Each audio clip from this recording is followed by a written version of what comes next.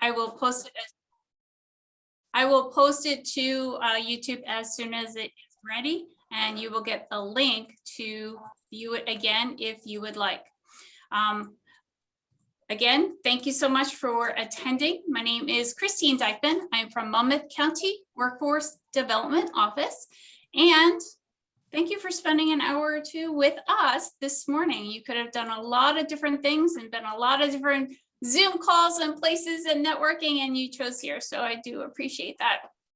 We have today with us Kevin D. Turner. Kevin is a hugely sought after speaker about LinkedIn and how to use LinkedIn and market yourself and reinvent yourself. And he knows everything about LinkedIn. So thank you so much for coming. I do appreciate it. You have no idea. I'm very excited for you to share information about LinkedIn and your best practices as well. So what I want to do is introduce Kevin to you. With a philosophy forged in triple bottom line, 3PL, people, planet, profit, coupled with a keen business acumen and a personal resolve to change the world. Yay, go Kevin. Kevin has held leadership roles with really big name companies: SONY, Stone VC, Thomas Nelson, Turner Radio. Did I pronounce that? TurneRRounD. TurneRRounD. Ooh, Yeah. TurneRRounD. American Teachers, American Heart Association, TNT Brand Strategist. He's been all over the place, every industry. He knows a lot of stuff and could really help all of us. Kevin's passion is developing personal and organizational brand messaging through social media, hence LinkedIn, right? With a focus on LinkedIn. His mission is to provide you with the sharpest tools and strategies for your professional success. He's going to tell us all about it and give you an opportunity to ask questions. Now, everyone is coming into this session muted. So please stay on mute because it's very difficult for everyone to be a part of this conversation and talking over each other. It's not the same as a live networking event in a room. So what I'm doing is monitoring the chat box for Kevin. If you have a question, if you hear something said, can you expand on that? Tell me more about that. Please let me know. We're going to have a Q&A. We're going to be able to ask lots and lots of questions, and maybe somebody else's question will have you, hey, you know what? Tell me more about this. Or now that you're on that topic, let me talk about that. So I'm going to monitor and I will relay the questions to Kevin so that we don't miss anything. All right. So I want you to be a part of this, but I also don't want you to speak above someone or someone speak above you, and we totally miss it. So I appreciate you helping out in that. And all right, take it away. Thanks so much, Kevin. Thank you, Christine. And you were very kind to invite me here. I don't do this all the time, and I do it out of full respect for everything that you do. I'm amazed. You're giving it a lot, and you've got some great people in your group. So that's why I'm here. I hope I can share some things today that help people along their journey. And I do get a little excited. Sometimes I get a little geeky. So if I do, corral me, bring me back in. I appreciate, we can do that. I appreciate you reading the messages coming through, because I can't do both. I'm not really good at that. So I would then stare and read, and we'd go blank for a while. So I truly appreciate that. That is probably the hardest part of the job today, is keeping up with all that and making sure we're helping everybody in what we can answer. So with that, I'd love to, I guess, get started and kind of start talking about LinkedIn and the importance of LinkedIn, but more important, how to brand yourself so that you can land. And that's critical, you know, in today's age. There's a lot of ways to get out there and to get exposure. But right now, LinkedIn, with its 760 66 million, right, members that they claim to have. It is the number one place that recruiters are going to, that decision makers are going to, that if you're applying to a job, before they invite you in, before they even send you the message that they're interested, they've already looked at your LinkedIn profile. And, so it's critical that we look at that in the sense of packaging ourselves as the best product to solve their needs, right? So that takes a couple of things in that process when we're thinking about it. How do we do that? How do we understand what their needs are? How do we understand how to package ourselves as best product? The beauty of LinkedIn is the way the profile is created. They try to walk you through it, right? And there are a lot of great examples out there to see. And so, we want to make sure that we're maximizing that opportunity. To me, it's important to understand LinkedIn before we can understand how we fit into LinkedIn. And one of those components is LinkedIn is a business, right? Sometimes we think about it like a social good site, right? It's doing all this great stuff. It's building community. It's giving everybody opportunities to have a reach that they could never have before, but it's a business. And so if we think about it in that sense, it helps us understand how we can make their business better, which in turn, they're going to reward us. I hope that makes sense, because if you really think about it, on LinkedIn, we are the product. We're the product that LinkedIn sells. I think it's a $20 billion company right now. And 60% of the revenue of that company actually comes from two products that are kind of lumped together, and they're data products. It's Talent Solutions and Navigator. And both of those are about presenting us as a product to somebody with a need within LinkedIn. So that's 60% of the $20 billion. If you think about it, if you are the perfect product for 60% of somebody's business, what do you think happens to your product placement? It's going to be on the end cap, right? It's going to be at eye level. If you're not the perfect product, you end up on the shelf back by the bathroom that's all dusty and dented cans, right? That's where you go if you're not the perfect product. So we've got to think about it in that sense. And that's where kind of brand land comes in. So I love that you're a dented, dusty can. Isn't that terrible? It is, but it's not on purpose, and nor were those cans on purpose on that shelf, right? They didn't fit a category. They didn't present themselves well.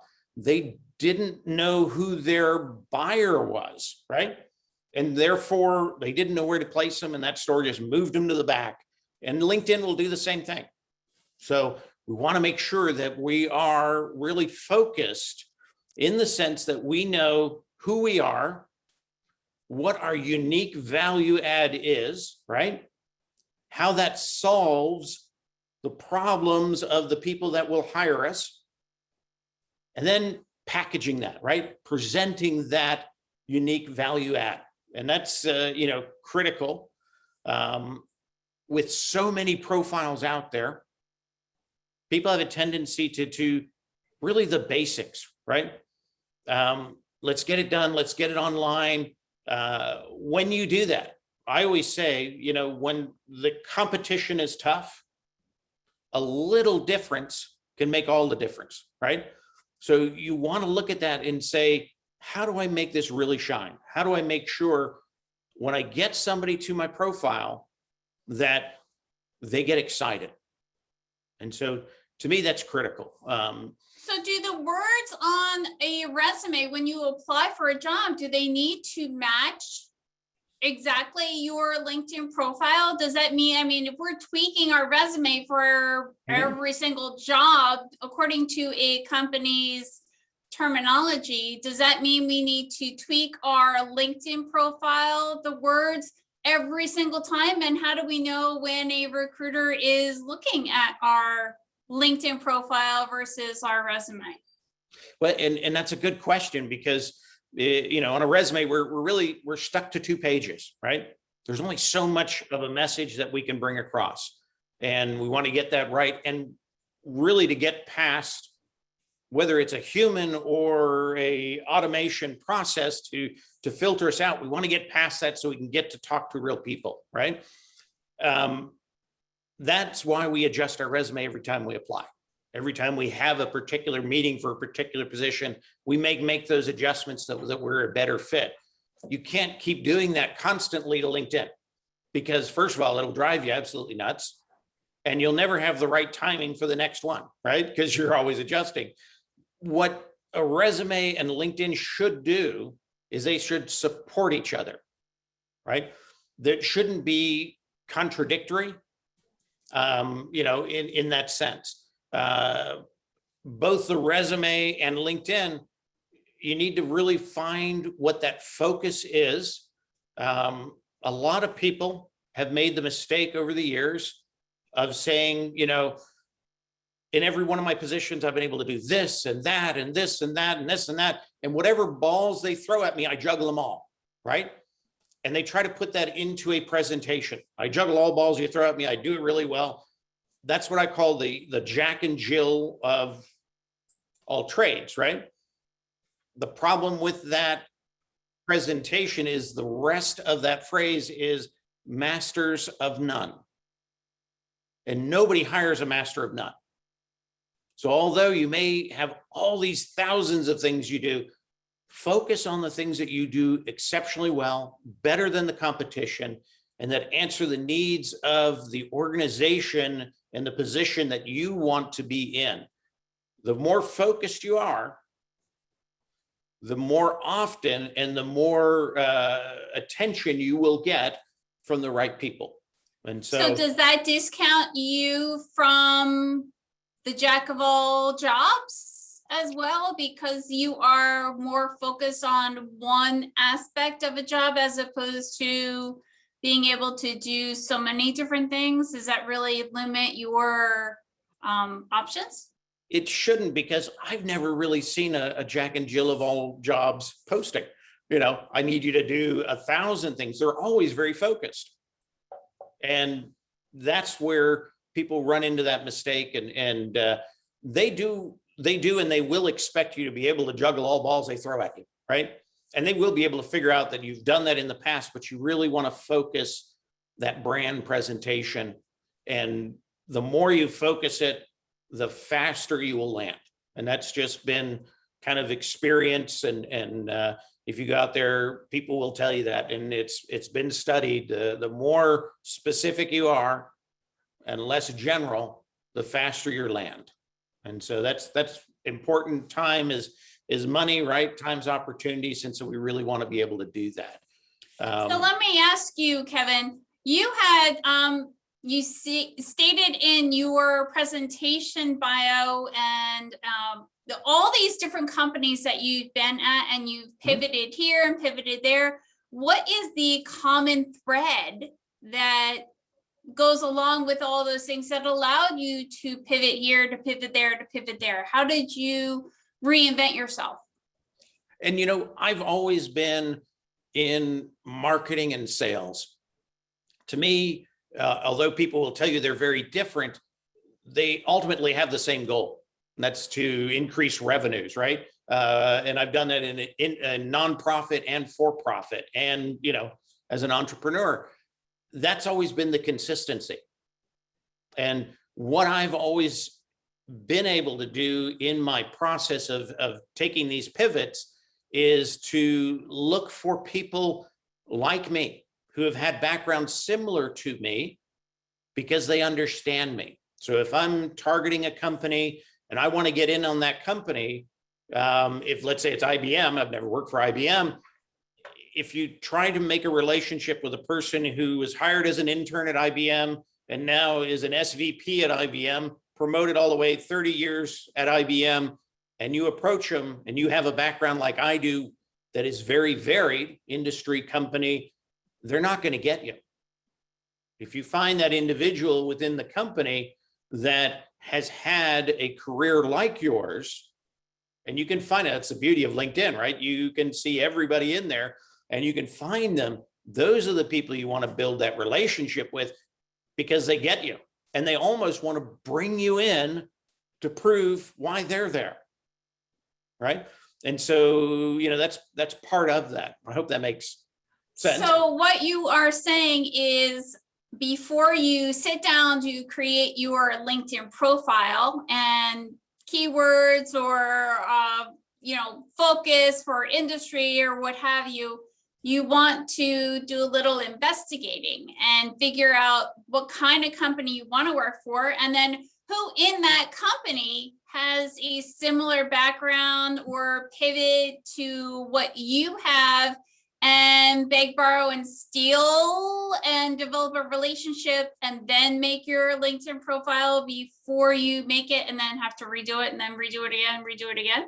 Well, it gives you a sense of where you want to go, right? Your target companies, you should know those. You should be figuring out what those are and the target positions, that you want to achieve next.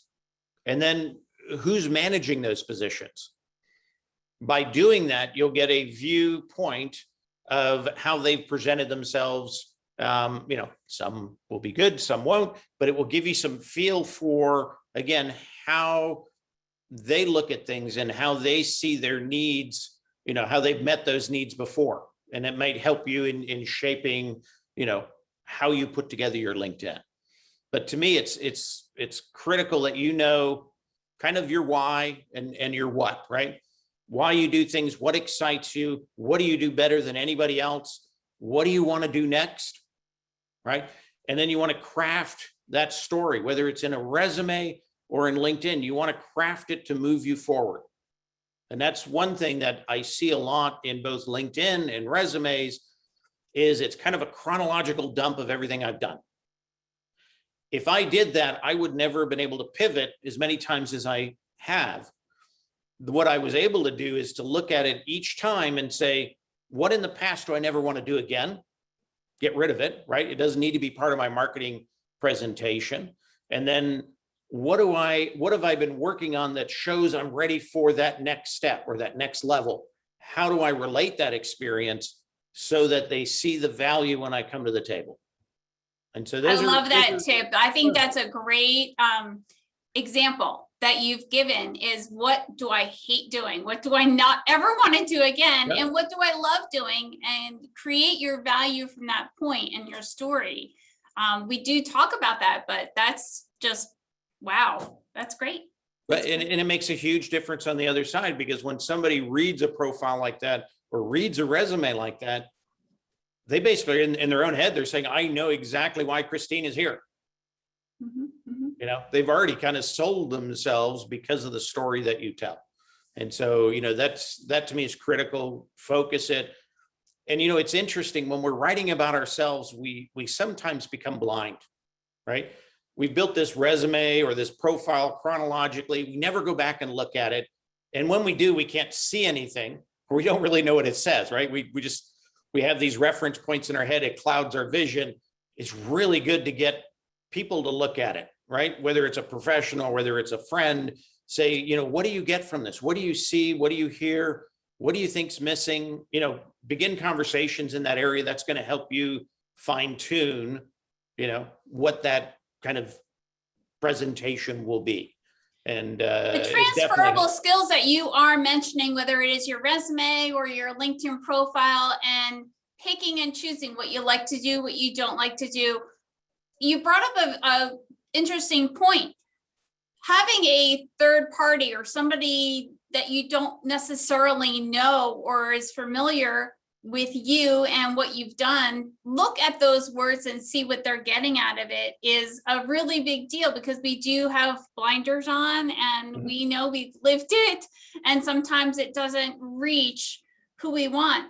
Does that mean it needs to make sense in plain English to everyone, or somebody in your field, in your industry, so that they know what you're coming to the table with and what you are really good at? And you always want to speak the language of who the reader is, right? And that's part of that, knowing, what you're going to do next and who you want to do it with. And so that you're using that same language, you're mirroring the cultures that they have and use, and you are using the correct words. In that sense, you don't want to make it so generalized that somebody within that industry or within that company doesn't really get what you do. So you definitely want to speak their language. You want to understand, who they are and how to do that. So that's does that include maybe letters instead of words spelled out, such as a certification? Well, yeah, you mean in the sense of into LinkedIn as far as visuals and things like that? Yeah. Yeah, visuals are sometimes more important than the words themselves, because it's interesting, whether you're a visual learner or a textual learner, you will decide when you open a profile if you're going to devour that profile based on the visuals alone before you even get into reading the text. So no matter how you process, visuals help in that process. And I always look, there are so many people out there that leave that 3 shades of gray background banner, right, on their profile. That's the default.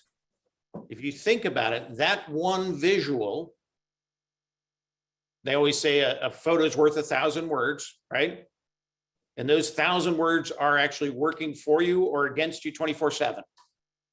That visual, the 3 shades of gray, basically say, I accept the default. I'm not very creative, or I didn't know I could do that, so I'm not really good at social media either, or I just didn't care to. Or I'm Great afraid point. to. How many of you have the default on the big picture underneath, behind your round picture? How many? No one's Change using it. the chat box. Help me out, guys. That is one of the first things on the profile to adjust. And I always say, and again, think about it. It's worth 1,000 words, right? And it works for you or against you 24/7. Really think about that picture and think about what are the sub messages in that picture. I like to go fly fishing in Montana. I've done that a couple of times in my life. It was wonderful. And I put that fly fishing banner up in the background, right? What does that tell an employer? If he's not in the fly fishing or she's not in the fly fishing business, it tells him I'd rather be fly fishing than working for you. That's not a good message, right? Or, the beach scene or the family scene, I'd rather be at home. So think about what that image is. Even things as simple as, I have a view of downtown here, things as simple as a view of your downtown. Sometimes that message, what that might tell, let's say a recruiter is, oh, we were interested in Christine for this position, but headquarters is in San Diego, right? And I don't think she's ever going to move to San Diego in the long run. So maybe we shouldn't invest in her as an employee today. Now, if you're in Dallas and you want to work for the Dallas Cowboys, seeing a Dallas and a Dallas Cowboy logo might help, right? So think about what that visual is and what the statement is behind it. Now, one thing I always say is take that same visual, and you can see this on my profile. You can see what I've done with that. You can add. Yes, I have a question. Should you have a professional picture then? Is that something you should invest in?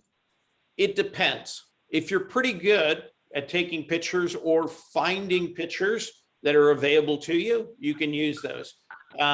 There are free products out there like Canva, which can definitely help you create that background. It knows the dimensions. It knows where your little round profile photo is going to be, so you don't want to put anything behind it.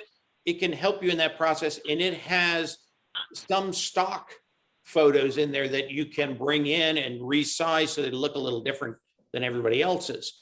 So love that example. And y'all know that I'm a big free girl. I like free discounts, clearance racks, that kind of thing. Canva is awesome because you have paid for versions, you have free versions, and you can go into Canva and it'll tell you right up front how much it costs, if it costs anything, or if they're free downloads, that kind of thing. Yep. And you can tweak them. So even if you have a large picture, like Kevin had explained, they know what you need for LinkedIn. Putting that on there, you can tweak it and add a text box to say, you know, here's my email, here's my phone number, reach out to me, or, you know, this is my tagline, and whatever you are about, you can put it in that big picture next to your round picture. So it's another way for you to market, and it's a visual, just like Kevin said, it grabs their attention. To me, it's like a billboard, right? Going down the Yes. highway, you see a billboard.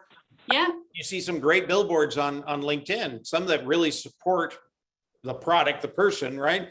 But then they have no contact, or they have no Right. message. Yes. So, you know, it's really easy, especially with a product like Canva, to go in there and put a message in there, put your contact in there. And interesting enough, that's the safest place to place your contact on LinkedIn, because nobody can automatically scrape it. You're not going to get a bunch of junk, right? Only a person can see it because it's inside the graphic, and they can write it down, send you an email, make a phone call to you, those kind of things. But that connectivity is huge. I used to source for recruiters, and you know, they would tell me, get on LinkedIn, since you have a big network, get on LinkedIn, find me these 3 purple squirrels, right? That's the ridiculous description that recruiters give you, because nobody's ever found one. So you go out there and you find it. If I find 10 people at that time, right?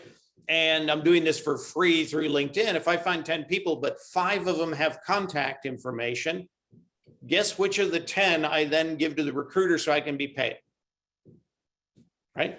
The 5 with the contact. Make it easy on them to reach out to you. And, you know, if you're not comfortable with the phone, put the email up there, because email is asynchronous, right? They can't catch you while you're taking a day off or anything else. That is very important. Not all recruiters have access to Recruiter Lite, or sales. It is just they just go on and use their own personal LinkedIn. And if you do not have your contact information easy to see, they might not be able to see it. So it's always good to keep that in your photo if you want to be reached out to for a job opportunity. Absolutely. Absolutely. And, you know, I look at, you know, we're talking a lot about profile, but always understand your profile is basically your marketing brochure, right? You still have to do your marketing to bring them to your brochure.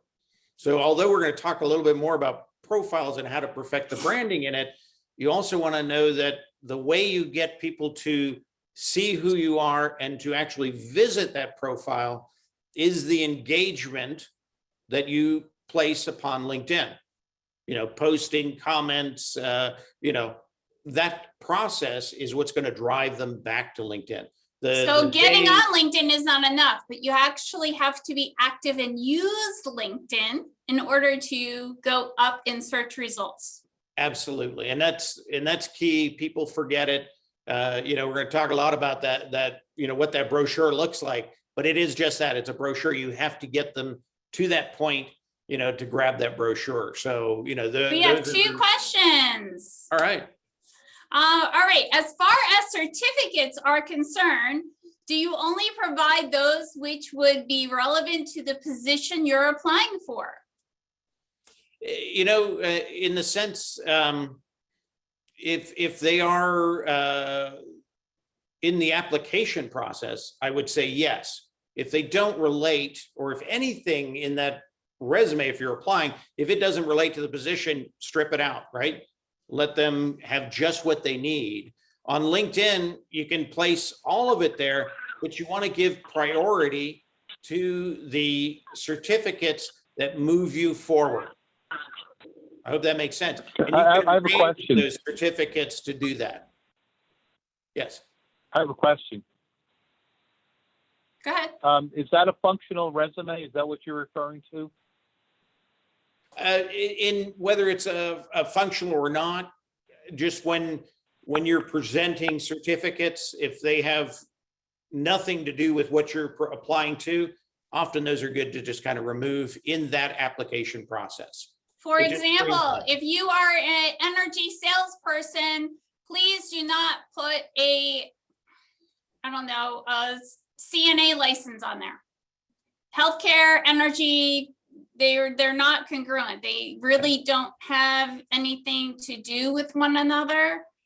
Try and keep healthcare and energy and that kind of thing. If they could cross over a tiny bit, then you might want to consider, as I've always said, try things for 6 weeks, see your results. If it's not working, try something different. And one of the nice things I think with certifications, a lot of them come with logos, right? You know, CISSP and things like that. They'll come with a logo.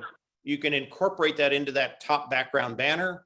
You can also bring that logo in as part of what we call your feature section, right? Where you can bring that in and then write about, you know, what it is. It'll bring it right to the top of your profile instead of somebody having to go all the way down to the bottom of your profile to find what your certifications are. So it can kind of establish your authority in an area right up top. And those you can actually move around. So if you did apply to a particular position, you might be able to move those particular certificates into the order that best presents. I would only do that if I'm, let's say, landing an interview and going in, because I know everybody in that interview is going to look at my profile. I want to give the presentation that works best for them. I love that. That's a great idea. If you know that you have an interview, what is the brand that you would like everyone to see? Because you know they're probably looking you up. Yeah. We have another question. We talked about recruiters and sourcing and people looking you up on LinkedIn. The question or the comment, they can message through LinkedIn. How is that different from the recruiter sending an email? I know the answer. I'm going to let you answer, Kevin. Okay. Well, with the email, you have to normally, if you don't know that recruiter, right, you don't know if it's valid or not. Within LinkedIn, you can, before you even go further with that communication, you can click on the recruiter's name, right? Go to their profile and see who they are. And you can look at their activity and see, you know, are they a real recruiter or not? And to me, that's critical, you know, to be able to understand that, because believe it or not, there are people out there that are not real recruiters, that are collecting resumes to build databases, to sell, to do all sorts of things. They are people who are sending malicious links, right, to get you to click on so they can control your computer. So you really want to know who you're dealing with. And I love the fact when it comes through LinkedIn, you can at least go to their profile and get a feel for who they are. Are they really who they say they are? And, you know, through that process, you have a better understanding and a better feeling for who you're dealing with. In the email sense, I usually, if I got an email like that, that's the first place I would go, is LinkedIn, to find out who they are, or straight to the site, you know, that they represent. But that's, I guess, I don't know if that's what you were thinking, Christine. Actually, it was not what I was thinking, but I think that you bring up a very good point. Remember that whoever is in your network are your baby ducks, and you are mama duck, and you need to protect them. And doing your due diligence to do research, someone's checking you out or wants to connect with you, find out a little bit more about them before you're quick to hit connect. Just because they say they're a recruiter, it's kind of like Facebook or Instagram or anything else. You know, you only see positive, and people, you know, it's not necessarily true. So do your due diligence, do the research, and just figure it out. What I was going to say, Kevin, is the privacy settings, and this is probably the most important part of LinkedIn. Once you create your profile, the privacy settings on LinkedIn allow you to either message somebody or connect to somebody or follow somebody. So whatever is on their blue box on their profile allows you to do just that. Not everyone has message. Not everyone has connect. It depends on their personal profile, what they set up. So you can't just message somebody. You can't just connect to somebody. You might have to go through other channels. And it's really important that they can't necessarily see that information on your profile because you've set up privacy settings. And not too many people know about this, even now, because LinkedIn keeps rolling out new things and changes every day.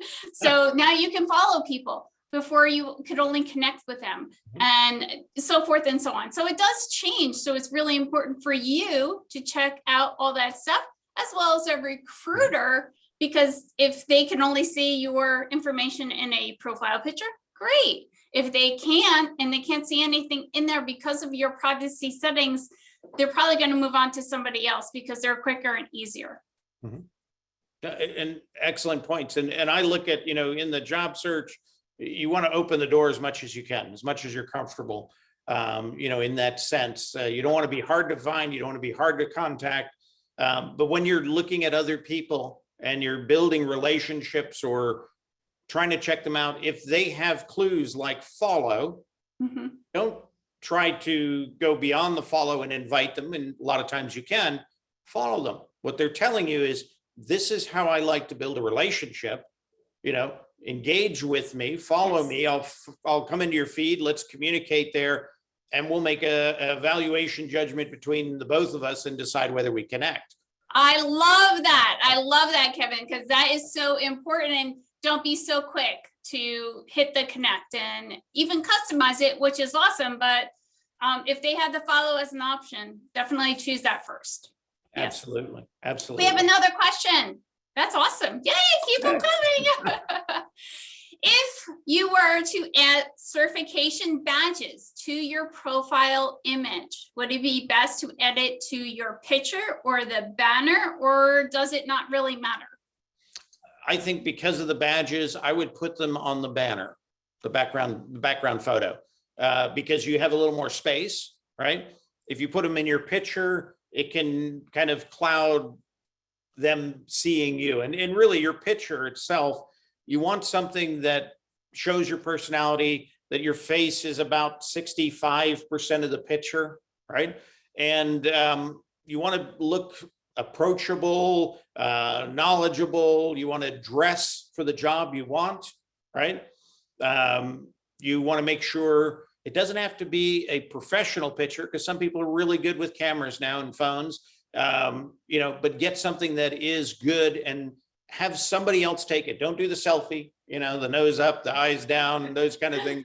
They just don't work. Don't try to cut yourself out of the picture, or you have a hand from somebody else on your shoulder, or avoid those things. Make it purposeful for that, talking about Canva can take a picture and take the background out, because the background is confusing sometimes, right? It's too much information.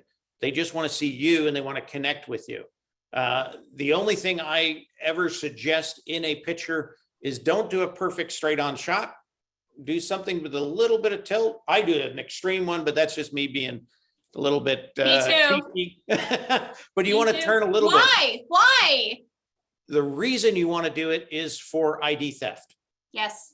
If I look straight on, there are people, believe it or not, going through LinkedIn, scraping photos to make driver's licenses and passports. Well, that might never affect you, but the day you go in for an interview and you've got somebody else with your identity as well that's done some really bad things, believe it or not, they're checking that stuff, and it can cause you problems. Plus, if you ever, get on that airplane again, you don't want to be pulled aside, right? So do that for yourself. Just turn just enough that I always call it a one-ear shot, that you can't see one of my ears, right? That's great idea. Great recommendation, because a lot of people will do that head-on shot. My husband just did it, and I'm like, nope, can't do that. Can't do that. Your best friend might do it. You are educated, now, so always keep it. My identity has been stolen. I don't know when they're going to use it, but you need to know what the consequences are, just so you're more educated. I think those are great tips, Kevin. Thank you. Absolutely. We have a few more questions. Oh, great. Yay. Technically speaking, how do you change your LinkedIn banner? what setting do you go into? And it's easier than you would think. And that's the nice thing about LinkedIn. When you open up your profile, if you look up into the top right-hand corner of where your 3 shades of gray are probably today, if you look up there, there's a little picture, looks like a camera, right? Or depending on your version, it might be a small pencil. It's going to be one or the other, depending on the version of LinkedIn you have today. Click on that, and it's going to walk you through uploading your banner. And so your best bet is under edit profile. It gives you that option with the little crayon. And just like Kevin had stated, it walks you through all of those great things so you can make changes. Absolutely. And again, that is an important packaging of you. One small tip, if you're going to do a profile picture and a background banner, one of the things that, amazing enough, really, really excites people when they land is when you sync the colors, right? So if your banner has got a lot of blue, like, that you could have a blue background that matches, right? Kind of think of yourself again as a product in that sense. Bring that kind of professional level of matching things and creating a brand through color as well. So, to me, that's a great way to do that. And it does kind of get people excited. They think you didn't just throw this together. I see so many times that somebody have a gold banner and then they've got a green background on their photo. And it's like that there's a clash, right? And so it looks kind of sloppy and you don't realize it because you threw it up there and you did a great job. You don't really see that piece of it, recognize that and know that that's part of kind of the visual brand as well. Sam had mentioned in the chat box that now that we're getting back to that new normal and kind of going back out in the world, that there are a lot of discounts on Groupon and the like for discounts on professional photos, probably around $20. So that is also an option for you if you want to spend a little bit of money without, costing $200. So absolutely. Are there banner background samples on LinkedIn that they can choose from? Yes, there are. And when you go in there and you click that little edit button for your banner, it's going to give you some options that are in there. To me, they've been seen before, right? There are many people using them. It doesn't make you unique when you use any default. So I'm not really big on picking the defaults in the sense, they do offer them, but I don't like to pick them because there's, 100,000 other people who've used it as well. It doesn't make you unique. Kevin, what's your background? My background, it's kind of a digital image. It's got a flow. I love technology. I love code level stuff. I'm that kind of a geek. And so that's in there. And it also embraces, I feel like I'm a blue, and so it embraces blue. And, that ties in with part of my picture in the sense that, my tie matches. There's a connection. But if I were to look at that image alone, it says technology, it says, kind of art in that sense. And then it's got my branding message in there and it's got my contact in there. So it tells people, hey, you can reach out to me. Okay. And that's another place for you to put that contact information. So absolutely. Even if you were to include it in your about or summary section, your next section for the profile, having it at the top is a great marketing tool strategy absolutely. As well. And I've seen people take pictures of scenery, whether it is the cityscape or it is the beach or a book or whatever it happens to be. Take a digital picture with your camera or your phone and post it on your desktop and then include that as well on your background image, just like you would a professional photograph. And I've seen that as well. Yeah.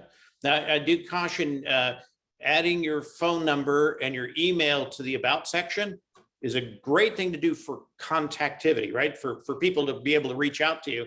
but know that just recently, it was close to 500 million LinkedIn profiles were scraped for personal information. Anybody who had that in that about section now is being sold on the black market, right? On the dark side of the web. They're being sold, that information. They don't have your password, but they scraped a lot of stuff off LinkedIn. That can lead to identity theft issues.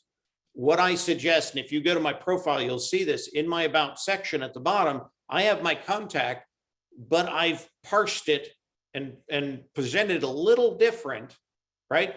That somebody who's using what we call a spam bot that's scraping LinkedIn will see it and think it's garbage and move on. So I've never been collected in 15 years. I've never. How did you do that? In my email, before the ampersand connection, I put a space, and after it, I put a space. So technically, an individual can see that. They can't click and send me an email anyway, but they can copy it, take the space out, and send me an email. It works. The spam bot sees that as junk. It's not an email, moves on. The Very phone number, interesting. yeah, the phone number, I put a +1 negative, which is the international number for calling the US, right?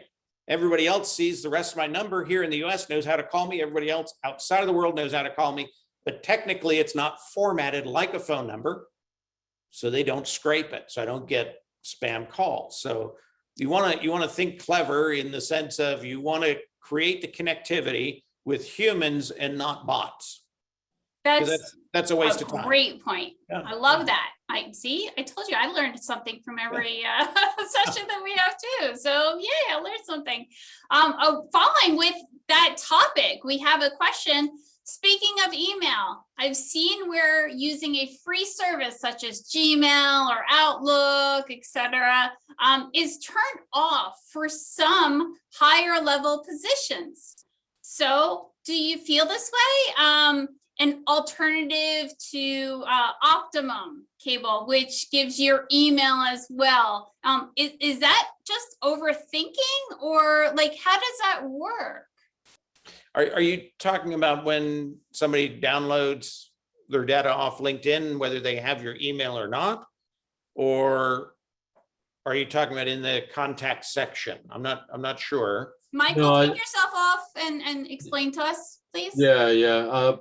I recently read that even using a free service like a Gmail or Outlook or Yahoo is for higher level positions, like a sort of an executive position, I guess, for lack of a better term, that they're sort of not considering that, just looking at that as a you're looking for a high level position, you're using a free email, as opposed to something that's I completely, to me, the email can be part of your brand, right? And if it's a free email, that becomes kind of part of your brand. I'm using a free email. I don't think a lot of people will shun you for it, but sometimes if you can get a customized email, right, then that becomes better for you in the sense of it can become part of your brand. Many years ago, I still have it. I have Kevin at KevinDTurner.com.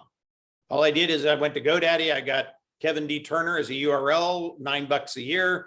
And then I put forwarding to my LinkedIn page on there. So if they looked it up, it went to my LinkedIn page, and I got their email service. And I think their email service runs me about $25 a year. And I've got a custom email and a URL that then forwards to my LinkedIn. That impresses some people and has in the past. Now I'm using more of my business email in that sense, but that has, I think, a better impression than a free email. But I don't think it's something that everybody has to do. But if you want to get a little extra branding bonus, right, that can work really well, Michael. So if you are IT focused, or if you are the C-suite focused, then maybe you want to customize a email address like that, Kevin? I think it helps. I think it can help. Absolutely. Yeah. I mean, certainly having the the before the ampersand to have something that's more professional appearing. But yeah, because as I said in the message, Optimum's not free. You're paying for the service, but it does give you some free addresses. So, I mean, there were some professional things that I wanted to sign up for, and they wouldn't let you sign up with it with my Gmail account. I had to use Optimum because it wasn't. It came up as a company, I guess. Yeah, and that is true. There are some things that because it is free and easy to get Gmail, right? There are a lot of people who run scams through free email services. Right. So some people that register, they require a company email address or a custom email address. It can't tell the difference between whether it's your personal custom email address or if it's a company one. I used to, that was one of the reasons I went to Kevin at kevindturner.com, was for that reason, for registering for things, for getting things sent to me where they said, you have to use a company email, and I didn't have one at the time. So yes. So let me ask you, Kevin, we talk about resumes, and resume length is a big debate. 1 pages, 2 pages, 7 pages, whatever it happens to be. And that LinkedIn is very different from a resume. How long should LinkedIn be? Like, how far back do you go on LinkedIn? And do you tell people that you used to do this and then you fell into something else and now you want to get back into this industry, career, whatever, even if it was 20, 30 years ago? That's kind of a personal choice, in that sense. Most people who are analyzing you as a fit to move forward, right, are really going to focus on your last 10 to 15 years. So if what you did 20 years ago is what you want to do again, you've got to find a way to show those skills potentially in some of the newer things you've done, is probably the best way to position that, because a lot of times they won't go down to see it. Now, interesting enough, on LinkedIn, some of those older positions, they will come up in the search process, because basically any textual information on LinkedIn is part of your SEO, right? And so it can help you be discovered for something you maybe did 20 years ago. And then they may look at your profile and say, oh, wow, unique in the sense that they've got this industry over here and we want to know more about that. Maybe you're a fit, right? So the beauty of putting more on LinkedIn is it does help you. On a resume, there's kind of that standard 2 pages. If you have more than, 5-6 years out there, you should be able to do somewhere between a page to 2 pages. Anything more than 2 pages, a lot of the systems won't pick it up, right? The automated processing. And there are people who have the pet peeve that they want things to be very concise. I want to know about you and what you bring forward within that 2 pages. I always think, there are people who accept 10-page resumes, right? They're in the minority. You don't ever in a presentation want to lose, and they say it's about 60% of reviewers won't look at anything over 2 pages. So okay. I don't want to lose them. So I'm going to try to get my message concise on a resume to 2 pages, because I know I've shortened my audience if I go any longer. Does that make sense? Yes, it does make sense. I'm thinking some of our audience members are pivoting. They're pivoting to a new career, and there may be something they haven't done before, or maybe they got a new certification and they're kind of going from this to this, but they've never done that before, even though they have new education, certification, and that kind of thing. And you mentioned earlier trying somehow to show that you've done this before so that you are the perfect fit moving forward. To me, that's probably better spoken in whether it's the about section or whether it's a cover letter, right? Okay. And I almost look at the about section as a kind of digital cover letter, right? It's kind of recapping and showing where you're, kind of the summary of what you do really well, how you answer their problems, much like a cover letter does. In that situation, that is probably where that fits best. Okay. Come on, you're going to make me do all talking, guys. Come on. Questions. You guys have questions? I'm asking Kevin a lot. It's like a conversation between me and I love it. Kevin. I love it. All right. Finally, a I have a question. Oh, I have go a question. ahead. How do you deal with ageism on your resume or on your LinkedIn account? I'm sorry, could you repeat that? How can you deal with ageism on your resume or your LinkedIn? Ageism, and believe it or not, I'm a little older. It does exist. I look at it differently. There are organizations that definitely have an ageism issue. There are organizations that don't. You're not going to change the ones that do.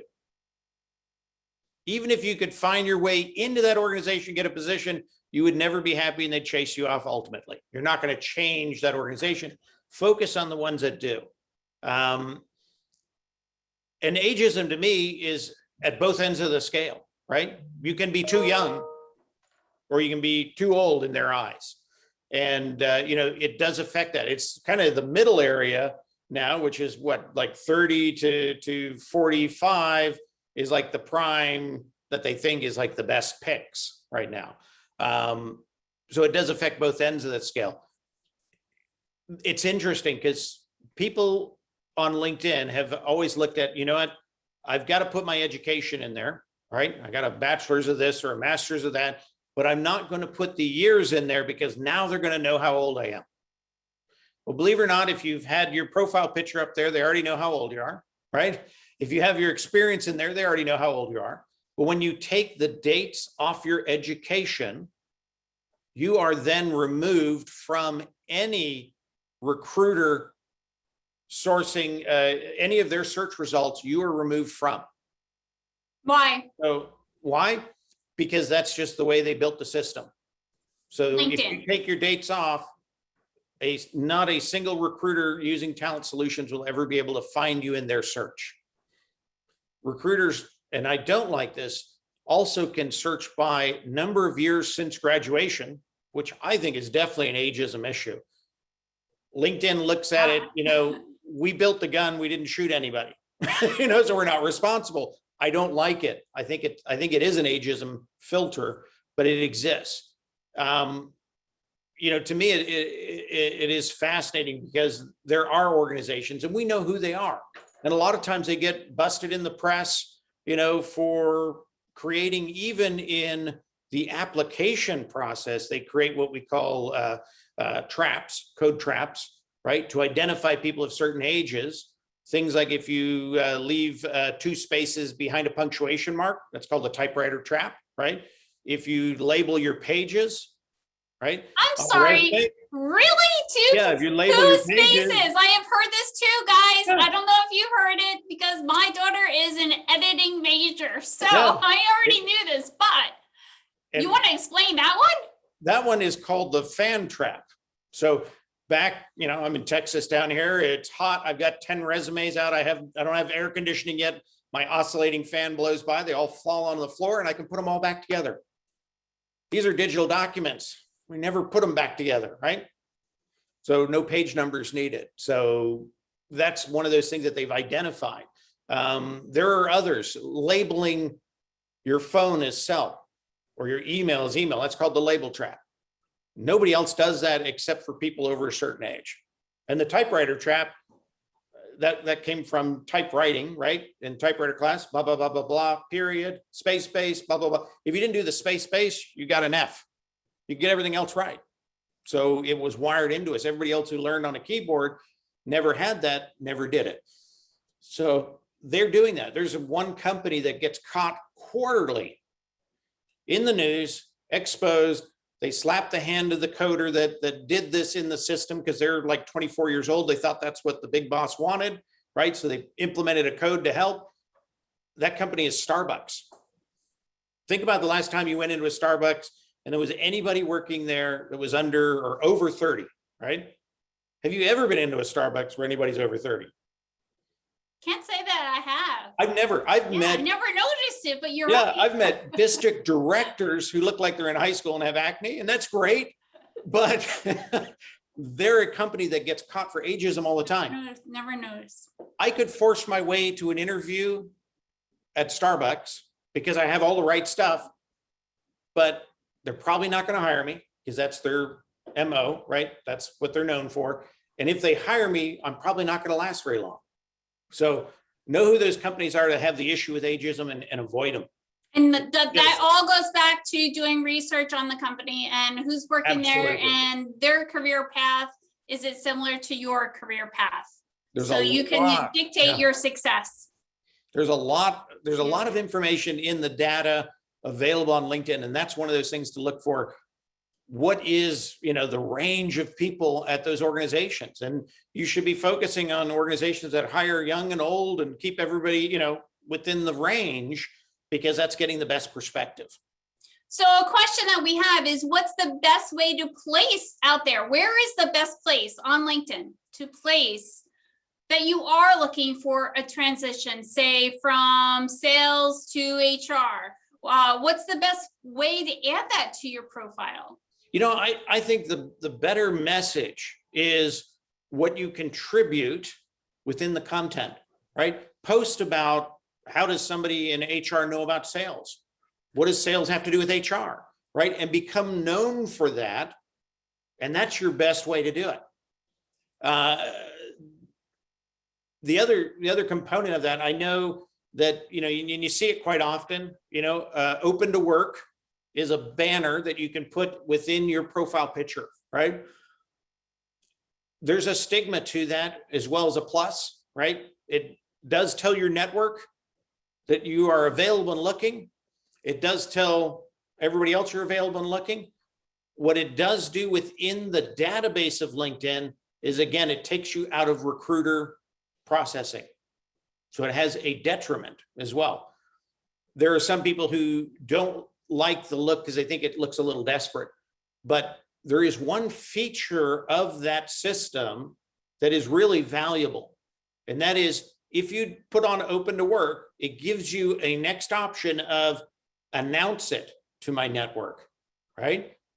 So if you turn it on, do the announce to my network, customize it, tell the network what's going on, what you're looking for, what you bring to the table, give them that message, send it out. That's the only time on LinkedIn that a post from you will go out to every single member of your network.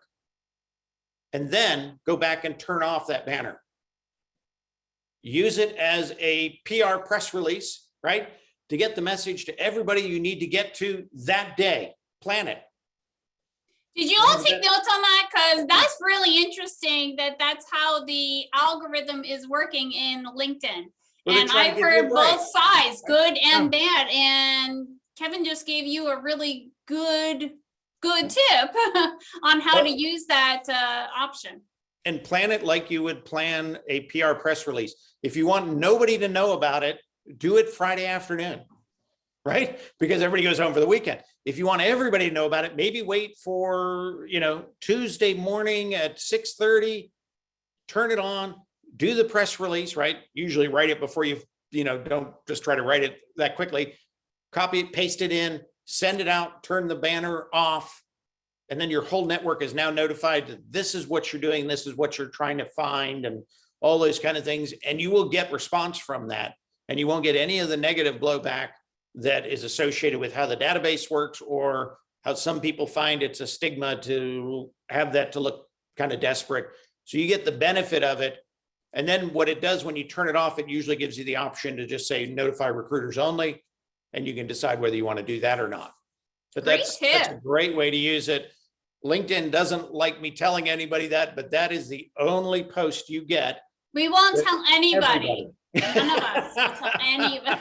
Use it before they find out what we're doing, because then they'll stop doing it, right? Because it's a huge advantage.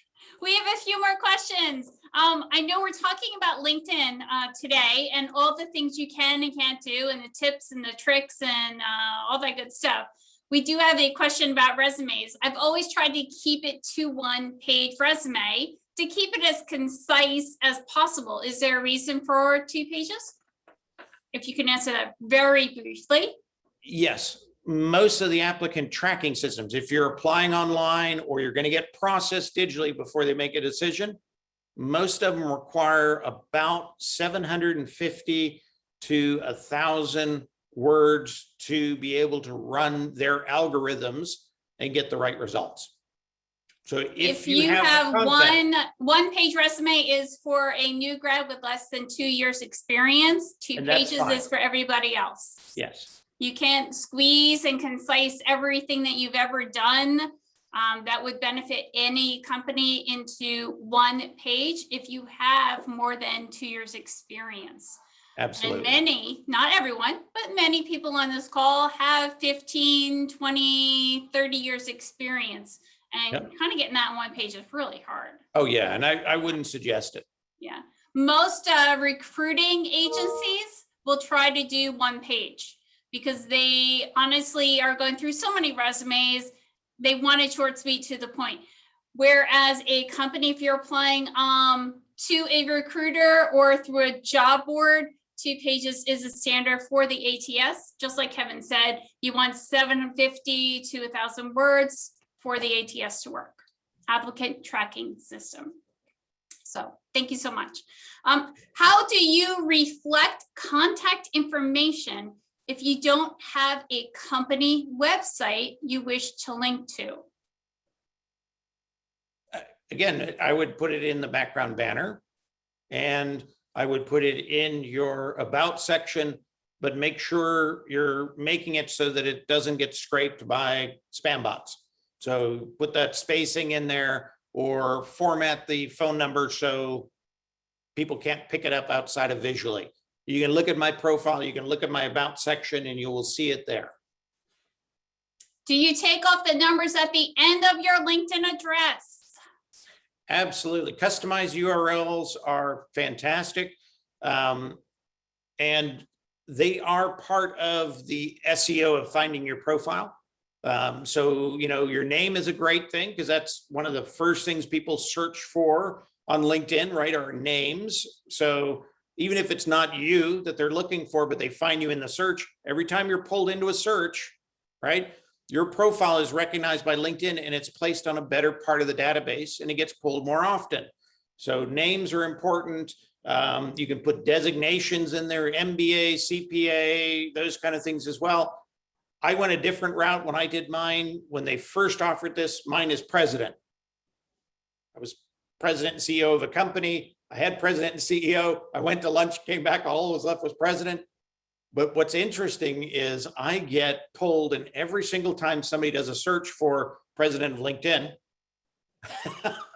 I'm in the mix. So it has helped me. Good for you. Yeah. So I've kept it ever since. But normally, yeah, you definitely want to customize. Those numbers on the end are, you know, an identity code to your membership, which you don't need out there anyway.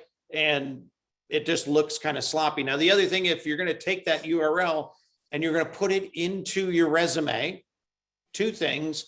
Don't put the HTTPS, you know, ://www on there, because when was the last time you did that? If you were going to Google, would you enter all that and then google.com? No, you just put Google, right? And you get there. So take that off and just leave the rest of the address.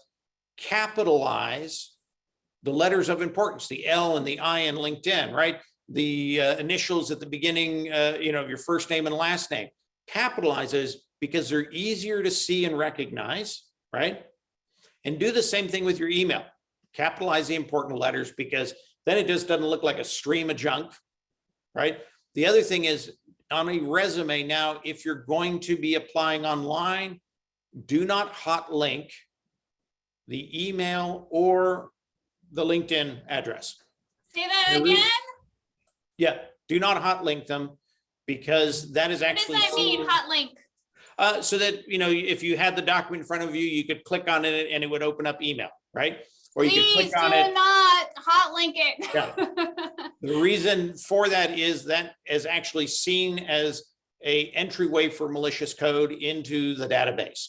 So often they will either not accept that contact, or they're going to have to process it a little further and take the hot link out as they're processing. So just don't do it. If they need it, they can copy it, paste it, and move it from there. Absolutely. Yep. I love that. We talked about open to work, the little circle. We talked about that extensively. A couple questions came back in the chat, so hopefully those were answered. How far back should you go in years on your resume? 10 to 15 is what most organizations are going to use to analyze your value moving forward, right? If there is something big that you want to, talk about a little bit, you're going to have to get really concise if it's older than the 15 years. Majority of processing, digital processing, won't even look at past 15. Often when you apply, it'll take the last 2 positions, up to that time frame, and then they'll ask if you want to populate more. What they're telling you is you're going to have to do the effort, but we're not going to look at it anyway. So that should be your main focus. But the beauty again on LinkedIn is you can bring a lot of that stuff forward and place it in there, because if they're interested in you, it's the first place they're going to go. And then they can learn a lot more about you in this other area as they get down into the details of your positions. So it's got its advantage there. Does the iPhone have a question? I don't know your name. I'm sorry, 848. Yes. 456. Is there any merit to attaching a video resume or picture / video to the LinkedIn account that you can attach it to? Thank you. Absolutely. And I think the video resumes are great. They're becoming more in demand. And again, if they're thinking about you, right, and they come to your LinkedIn profile, it gives them a more in-depth view of you as a person, right? And because of that, you've got to be real serious about that video, right? It's got to be short, concise. It's got to be very professional looking. You've got to present yourself well, so don't just throw something up unless you're really good at video or real natural at it. If you're not, prepare it and place it together. Now, one of the new features on LinkedIn, of course, is cover story, which gives you a 30-second now. Originally, it was 20. It gives you a 30-second video that you can incorporate into your profile. Believe it or not, it will show behind your profile picture. It'll run for 3 seconds. When somebody opens up your profile, it'll run kind of like they related it to the Harry Potter pictures where the people moved in the pictures, right? And then if they click on that, that takes them to a video that is very similar to the videos they use, and I can't even think of the term, but for the small clips of video that you can get on your mobile within LinkedIn. So that's available. And so it can either be repurposed into there, or you can link it and upload it through the feature section as a great tool. But I love video resumes in that sense, but make sure you practice them, you get the wording right, your position right, lighting's good, all that kind of stuff. Make it as professional as you can. Before you throw it up there, ask people to review it, and you might reshoot it even, but test it out. I think it's a great thing. Are recommendations and skills important to get from your connections? Absolutely. If you think about both recommendations and skills are like a digital reference check, right? Anybody can build a great profile on LinkedIn. If I wanted to be president of the United States, I could build a profile on LinkedIn and say I'm president of the United States. And believe it or not, I did that as a test once before they frowned on that, right? And it stayed up for 6 years. And it came up in searches for president of the United States. So again, anybody can build whatever they want on their profile. They can say whatever they want on their profile. But if other people do not step up and say, this is true, then what do you have? You just have a profile. The trust factor is not always there. So often, people who are interested in you will go down, they'll look at skills, and they'll look at written recommendations. Another thing on the written recommendations is not just that you get them, but that you also give them, right? And that kind of a nice cultural fit that you give kudos as well to others. That's just as important as getting those. And so that's, another area. On the skills, if you have technical expertise, LinkedIn has the fact that you can now, test out on those skills. So it's not just you saying you have them and other people checking that you have them. You actually have a test behind them at LinkedIn that says you definitely have them. And so all of those bring you up in the rankings with recruiters. When they go out and they look for somebody with, X, Y, and Z, if those are your skills, that's great. That, the more people who give you skills, and if you've tested out on them, you're going to be at the top of that list, right? Same thing with written recommendations. A lot of recruiters will say, if they don't have any recommendations, I don't even want them in my search. So they can all really help you in the long run, and you should definitely go for them.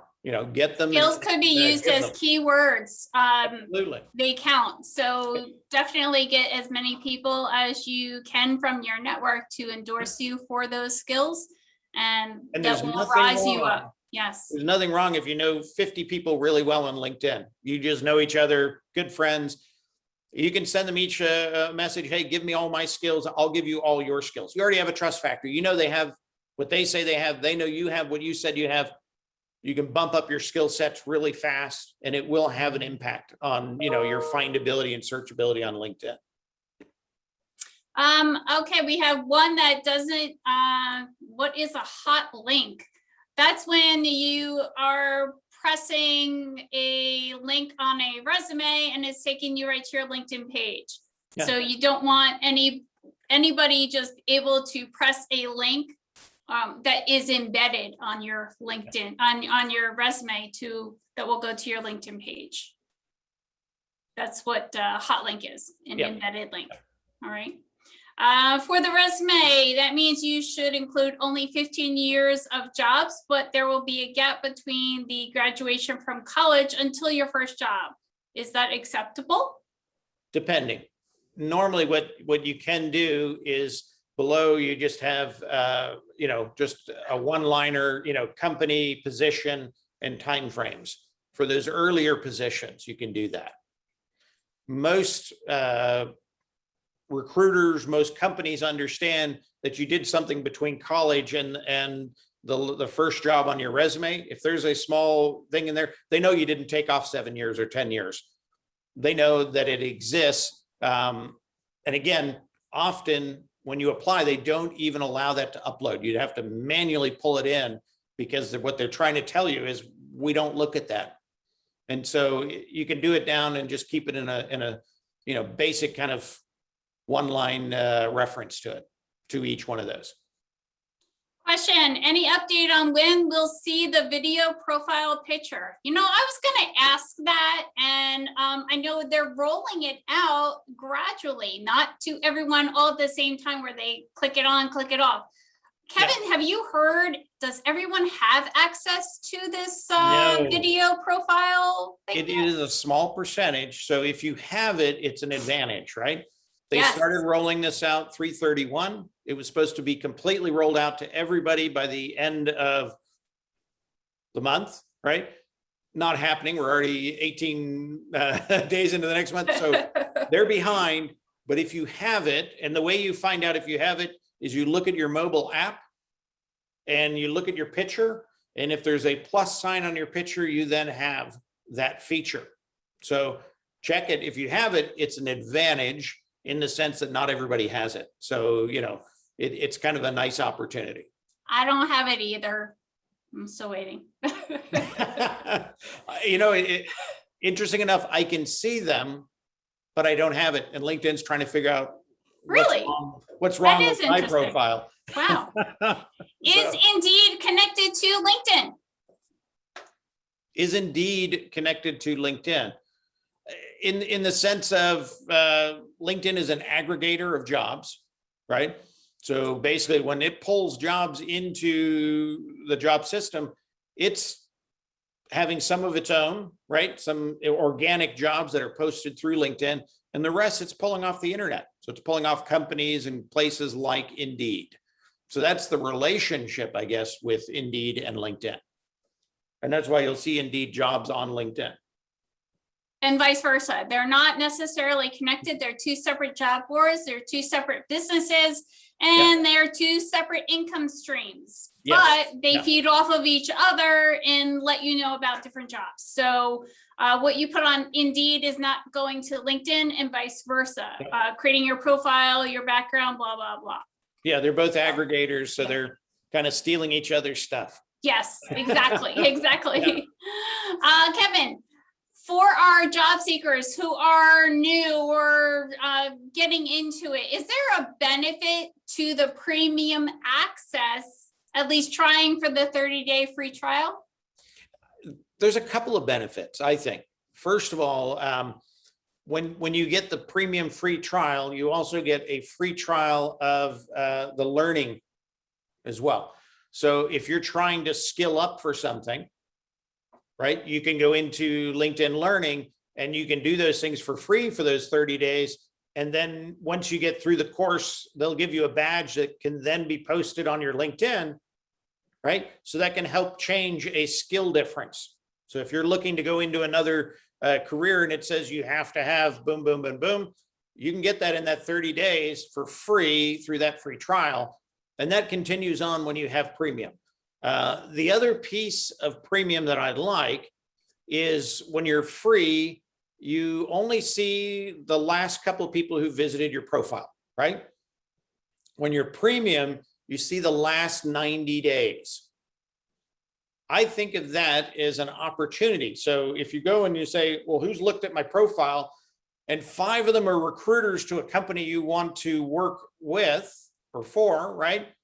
You want to click on those profiles, maybe even say, hey, I noticed you looked at my profile yesterday. Is there anything I can help you with? So taking action on somebody looking at your profile, not just knowing that they looked at your profile, is a recommendation. Yeah. This is all covered, by the way. I cover it all in the YouTube channel. Oh, good, good. Yes, we do discuss that. So there is a definite advantage to free and to premium. So you need to figure out what's best for you and your finances and your goals. Exactly. When you move forward. And I know free, they're restricting free to 100 profile lookups a week. And premium, it's going to be closer to 1,000. So there may be an advantage. Yeah, if you're trying to build those relationships, make those connections, at 30 days, you can do a lot with that extra ability to reach out. And so that can be huge. I would suggest trying it. And then even if that's all you do is that 30 days, take advantage of it. Don't just turn it on. And then at the end of the 30 days, try to evaluate it. Use it day one, have a plan, make it your benefit, and then decide whether it makes sense to move it forward. Okay, we have several other questions. So if you could just hold yours, that's on the phone guy. The next one, if you're in the middle of an interview process, is it okay to ask your interviewer to connect on LinkedIn? Or would it be better to wait until after the interview process is finished and then ask them to connect with you? If you've seen that they've already viewed your profile, right? If you know that and you're in conversation with them, you can do it right then and there. I think you are more likely to connect during the process than if you get to the end of the process and you don't move forward. Then recruiters are less likely to. So I always say, it's a good thing if you see that they're looking at your profile, they've been there, open up that conversation and basically say, hey, I know we're having our conversation. You've looked at my profile. Would you like to connect? Perhaps I can help you on other things. Anytime you reach out to a recruiter, they're focused on a deal that they've got to fill, right? Sometimes you can help them fill that deal so you have a value. You might not be the perfect fill today, but they'll look at that network and they say, oh, wow, everybody in XYZ industry, I should be connected. That's the kind of offer you want to make them. However things go, I know a lot of people in this industry and it'd be great to connect. Perhaps I can help you find the right people for the right opportunity in the future, right? So make that part of the value add when you make that connection, and they'll connect. I've also heard during an interview that you can directly ask them, hey, is it okay if I connect with you on LinkedIn? And ask their permission or have that conversation before your interview, before you leave the room or your Zoom meeting or whatever. I've heard people do that and have success with an answer from that point as well. You don't want to put somebody on the spot, but if you had a really good conversation with them, it's all about networking. So, keeping that conversation going is very helpful. Another thing that will help, if you know who you are interviewing with, right? And, let's say the interview is next Wednesday, be sure you're following them. You've gone to their profile and you've decided to click follow, right? Because then you're going to get any of their updates they do that week, and maybe you can learn something from them.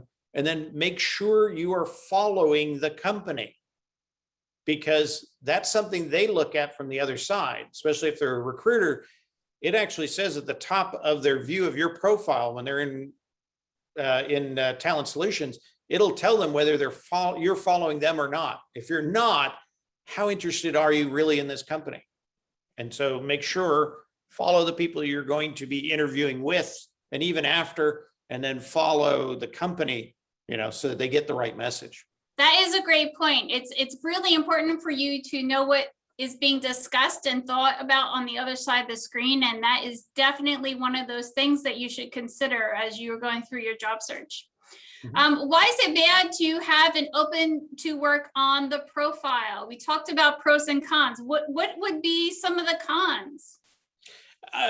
There's a certain amount of people that think it is desperate, right? That becomes your value statement, that I'm open for work, and they miss the real message of what you bring to the table, right? Because they get focused on that. There are certain people who don't like it. We know that as a fact. How big that group is, I don't know. I don't know if it's 5% or 40% of the people looking at profiles don't like it, but we know there's a group of them that don't like it. Anytime we are marketing ourselves or you're marketing a product, you do not want to eliminate a certain percentage of the people that might be interested in buying into you. So to me, again, the best way to use it is to turn it on just to do the press release, right? The announcement at the end, and then turn it back off. That's going to give you more impact than leaving that green thing on all the time. And so I think it's the best way to use it. If you've been out of work for so long that you took a temp job while you look for that desired position, do you put that on your resume? Depending on what that temp job is. If it was in your field, if it kept your skills current, right, it can be a good addition. What a lot of people will do too is they will create a doing business as, right? A company of their own. And then they can even put some of those temp positions under that as, basically opportunities, people that you service, like companies you work with, right? And you can build that out, and you can actually on LinkedIn, you can create a company page to match that. And when you do that, you can either add your picture as the logo, or you can make a logo, right? When you do that and you type that into the position name, it will pull the logo over. But here's the real benefit of that. In the database, it sees you as employed, which always has a higher ranking on LinkedIn.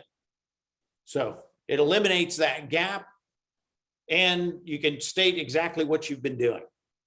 And so that's one of those kind of little tricks within LinkedIn that fools the database and again promotes you within the rankings. And it's really easy to do. When you open up your LinkedIn page over towards the right-hand side, you'll see a group of little boxes, right? You click on that, it's going to have a drop-down screen, go all the way to the bottom, and you're going to see create a page. They call it a LinkedIn page. They used to call it a company page. Create it. It's just like a profile. And then when you go back to your profile and you add the position, add the name, and it will pull over that and establish you as employed. And that's a huge benefit. Now, and that's a new feature that everyone should try and take advantage of, because my LinkedIn profile looks the same as your LinkedIn profile, which looks the same as Kevin's LinkedIn profile, which looks the same as everyone's LinkedIn looks the same. So anything you can do to increase your rankings between skills, recommendations, the keywords you're using, or having some kind of current job is huge. So I encourage you to try and do that.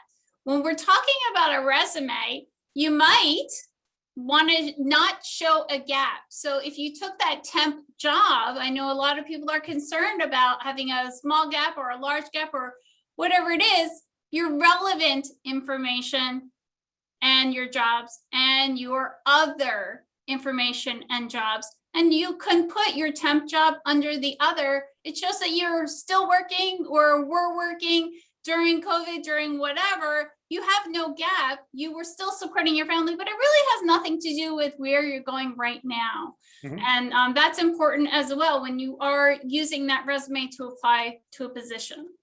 Absolutely.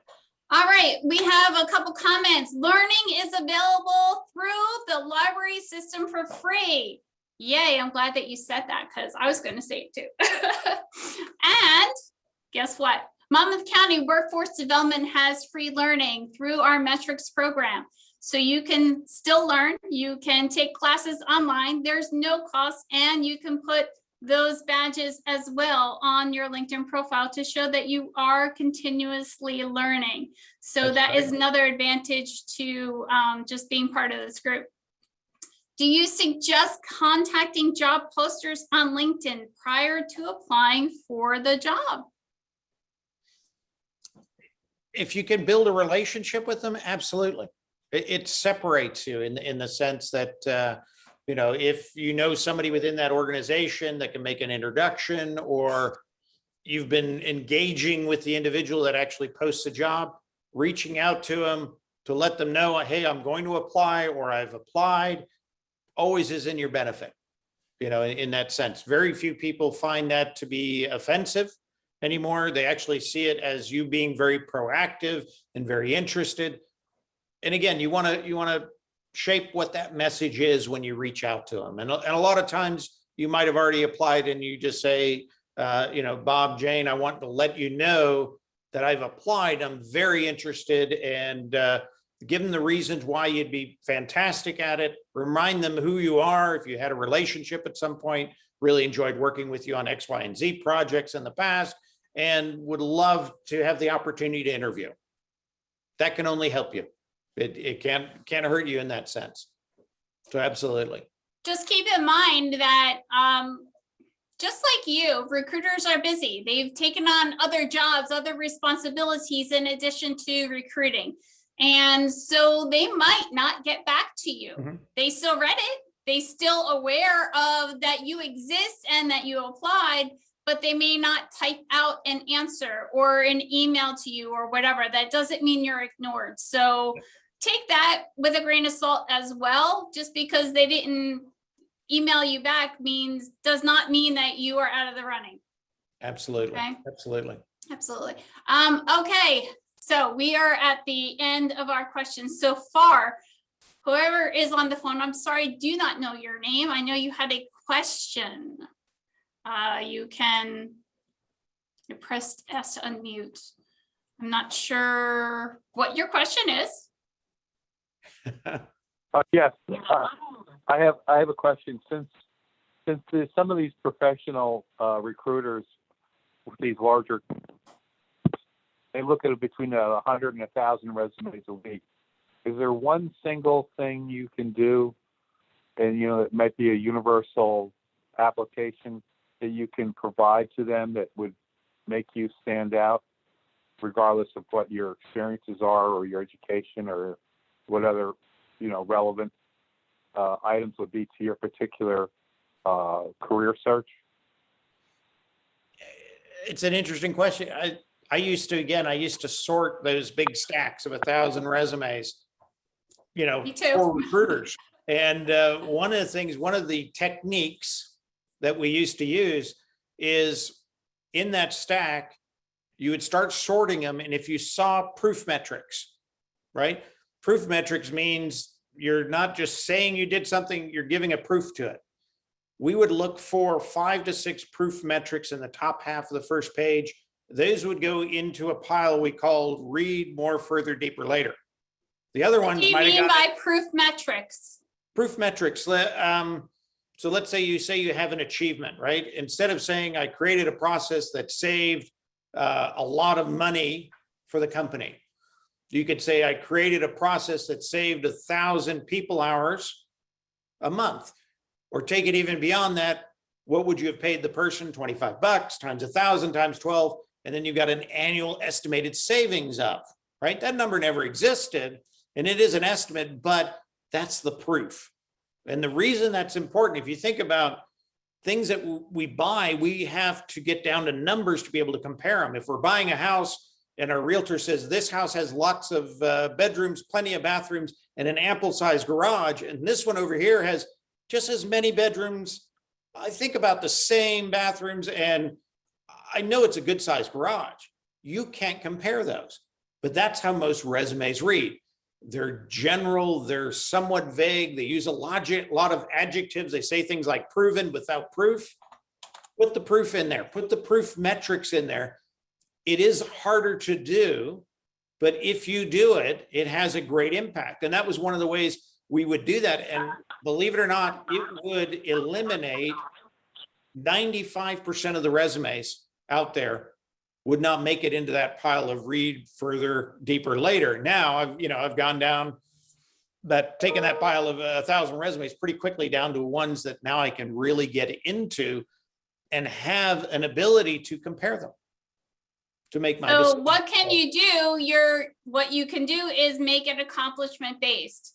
And Absolutely. even when someone sends me a resume for review, hey, I worked on it and this is what I came up with. They always tell me the situation. They always tell me the task, what they created, Mhm. but I would say 90% never give me a result. Yep. Who cares? Why should I care? Yeah. Tell the reader why. Give them the result of why it matters. What is the impact for the company?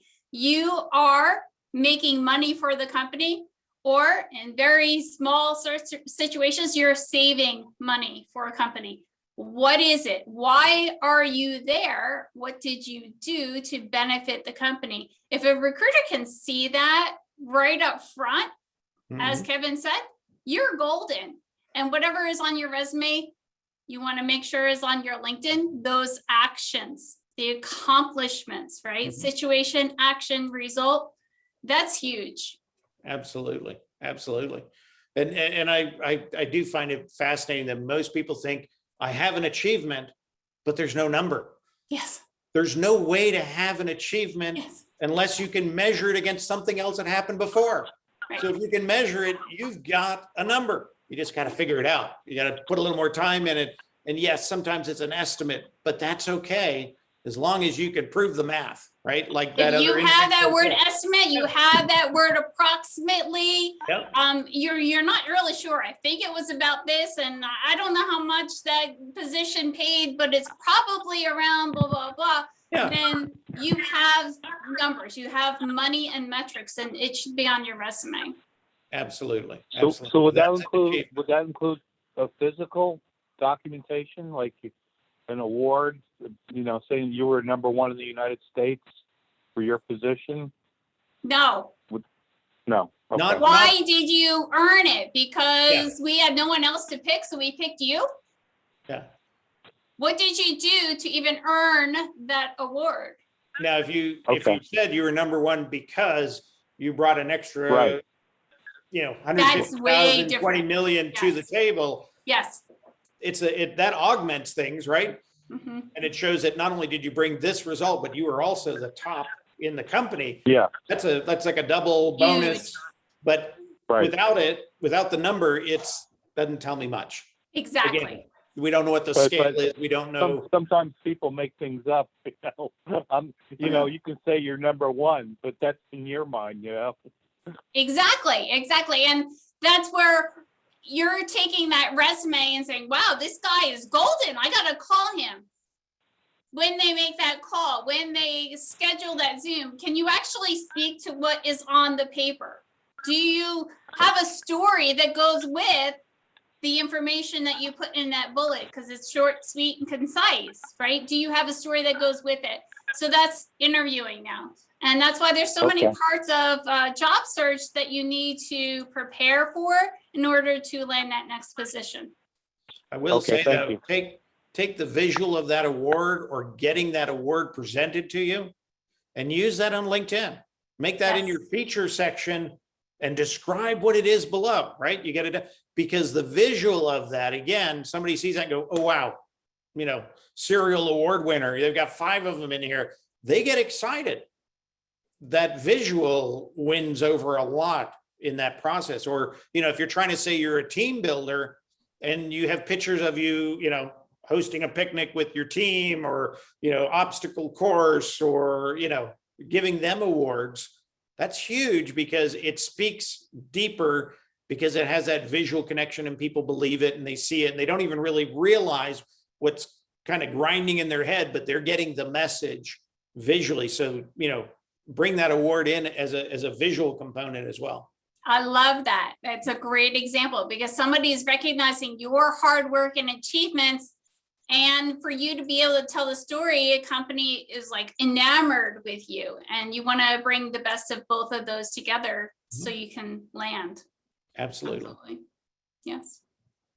Well, I have to give you credit, because all of you that are on this call are like seriously light years ahead of anyone that is not participating, that's not getting this information, because we have such a high unemployment rate. If you wait until some people's unemployment is out, you are competing with over 1 million people for jobs. If you start your job search right now, we know the average person, takes around 6 months to land. Start it now so that you are already in a position, you've landed, you've walked through the threshold before people actually start their position and start their job search. And they're just getting, you know, going, and you're already there. So this is definitely a big help for you. It's the only resource that we have that's not renewable, right? Yes. We don't get more time. We got to spend it We and could. invest it wisely. You know, I would because love to add a couple more hours to my day. I don't know about you guys. I might take a couple off today. Any questions? We had a good No, conversation so far. Thank you very much. This has been very you. informative and educational, and very productive from my perspective in terms of my time. I thank you very much. Good, good. Well, I definitely recommend checking out the YouTube videos that are on my channel, because we do talk about all the different parts of LinkedIn, beginner, and then networking and connections, and then recruiters and how to get a job, that kind of thing. We also talk about resumes, interview skills. There are attachments, all the different parts of job search. So I encourage you, they are a little bit long, but let me tell you, there is so much information, you're going to be overwhelmed with everything to do. And don't try and do it in one day, because that's probably not going to happen. You'll just add stress to your life. Any other questions? What are the YouTube videos you keep mentioning? Oh, wow. Let me put that in the chat. And then you'll have that information and that link.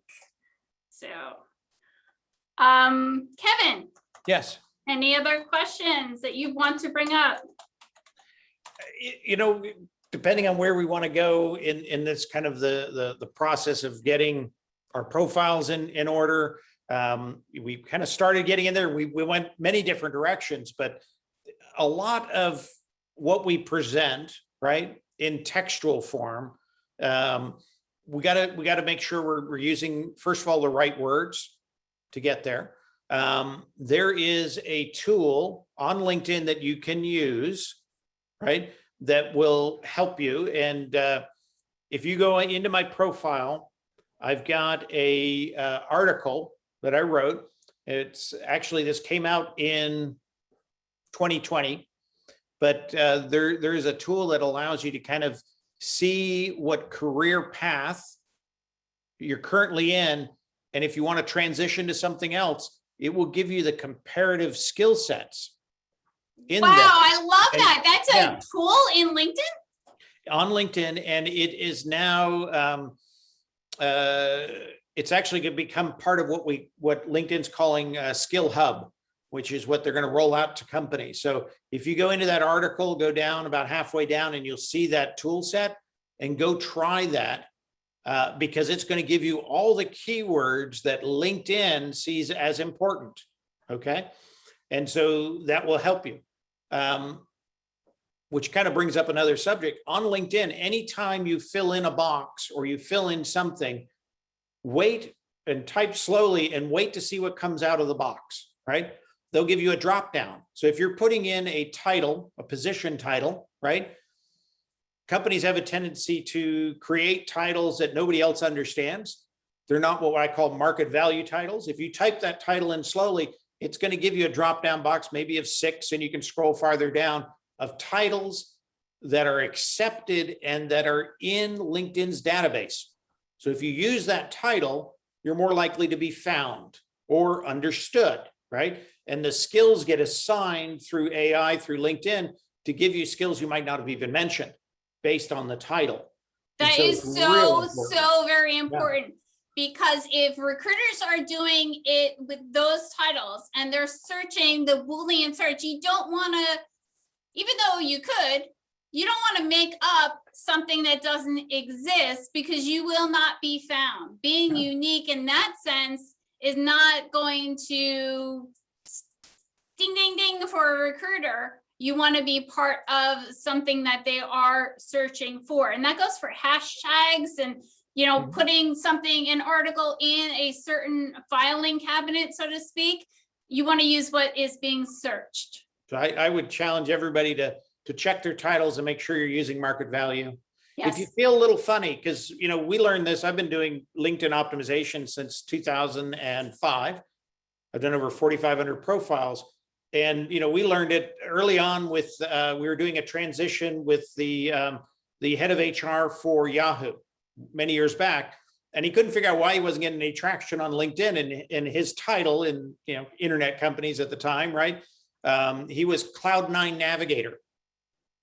What's a Cloud9 Navigator? That's what Yahoo called him. That was his official title. We changed it to Chief Human Resource Officer because he was the number 5, you know, in that group. That was his true title. And then in the description of his position, we put internally known as the Cloud9 Navigator. So it was truth, honest, it can be verified. All of a sudden, he was getting the traffic that he needed. And, you know, so it's critical. Again, if there's a box and you're filling it in, wait for that drop down, select the best one you can. And if it's different in wording by a little bit, just clarify that in, you know, the position below. Do the same thing. And I will challenge everybody here today. Check if you've got education set in there, check it, because I will bet that you typed in whatever you wanted, right? And you clicked save and you didn't take from the drop-down box. And I will bet that probably 60% of this group here is not getting credit for any higher education because they put in BA or bachelor's instead of bachelor's of something, right? And they didn't take that drop-down box. So they're outside of the LinkedIn filters and LinkedIn's not recognizing it.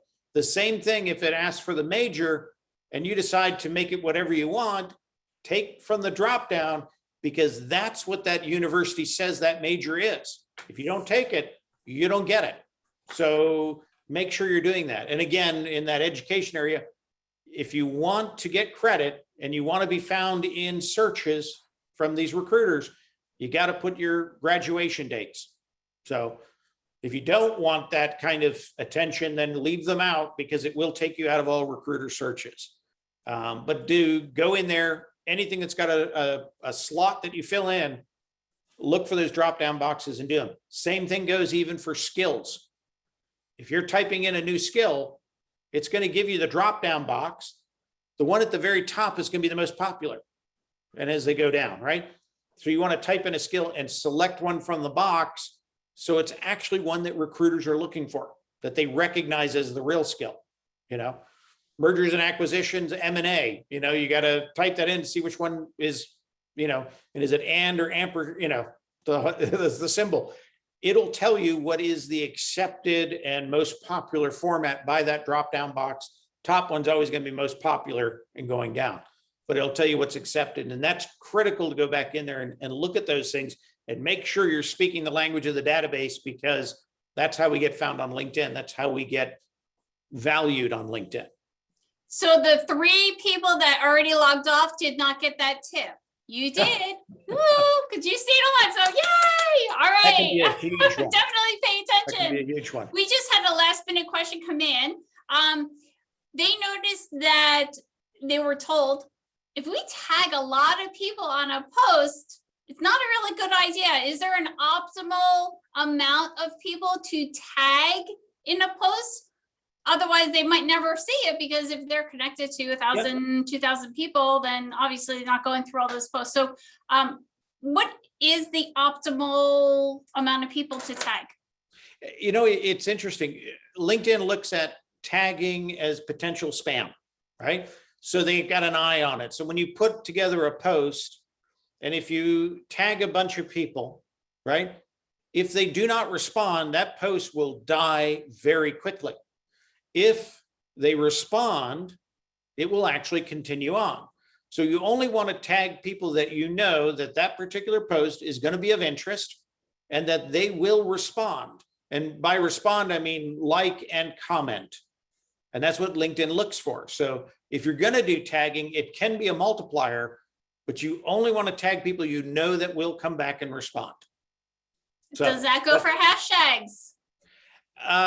Not in the sense of if you have a hashtag, or obviously the hashtag can't respond, but you want to use hashtags that are recognized by LinkedIn, right? They have a following. And there is a process. If you're adding a document to a post, your first 3 hashtags will become part of the URL of the post. So those are critical, right? And there is some debate right now how many you should have. There was a standard up to 10 was okay.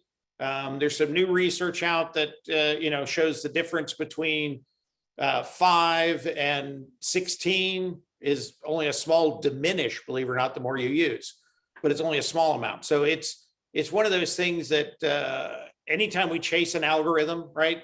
Algorithm on information, we are chasing history, not the future, because algorithms evolve. And so they will always change what's the ultimate for hashtags. But the one constant we know on hashtags is 3 is the most important.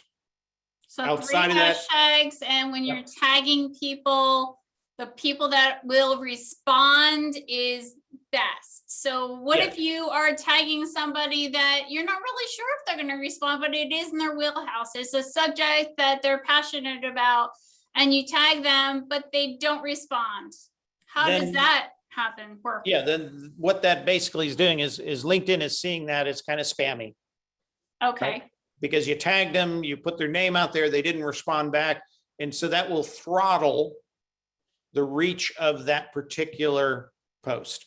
And that's why you don't want to just put a bunch of people in there that you have no idea whether they're going to respond. Maybe you're not even connected with them outside of being able to tag them.